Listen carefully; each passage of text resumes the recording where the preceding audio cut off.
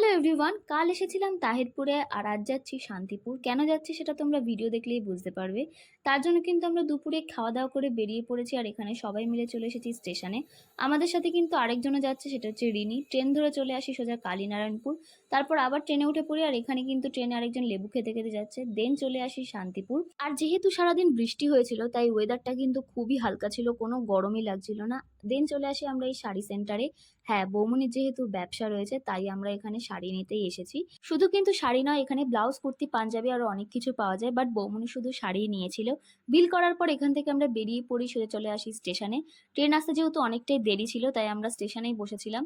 আর এখানে আমি বলছি সেম সেম বাট ডিফারেন্ট, যেহেতু একই রকমের জামা পড়েছি। তারপর শুরু হয় আমাদের খাওয়া দাওয়া। ফার্স্টেই খাই আমরা মাখা, দাদানও কিন্তু খেয়েছে। ট্রেনে উঠে খাই সিঙ্গারা, তার সাথে খাই আরো অনেক কিছু। দেন কালীনারায়ণপুর এসে এখানকার ফেমাস ঘুগনি খেয়ে নিই। ব্যাস, আজকের ভিডিওটা এই পর্যন্ত। দেখা হবে নেক্সট ভিডিওতে। Bye bye.